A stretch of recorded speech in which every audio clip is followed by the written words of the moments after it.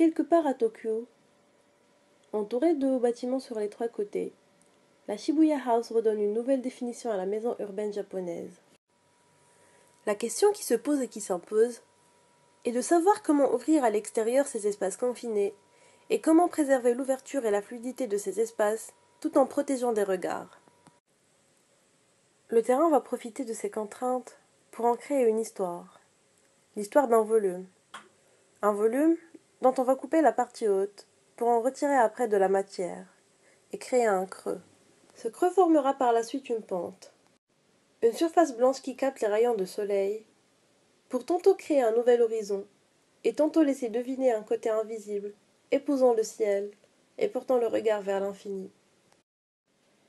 Cette pente exposée au sud reflète la lumière à l'intérieur de la maison grâce au creux. Les ouvertures aux deux extrémités du bâtiment baignent de lumière le séjour et la cage d'escalier. Cette dernière filtre la lumière qui arrive jusqu'au sous-sol. La lumière imprime le mouvement dans l'espace. Et tout au long de la journée, se crée un jeu d'ombre et de lumière qui à son tour crée différents types d'espaces.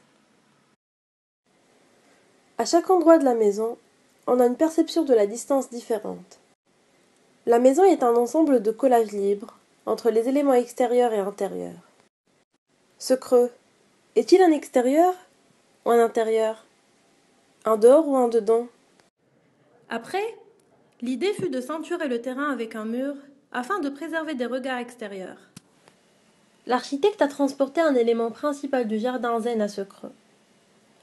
Mais est-ce que cela fait de cet espace un jardin traditionnel japonais? L'architecte a choisi l'image comme mode de représentation. Une transformation qui porte l'esprit du jardin traditionnel japonais. Cette miniature dirige indirectement le regard et crée une inversion de perspective. Cette inversion peut être fugitive ou plus prenante.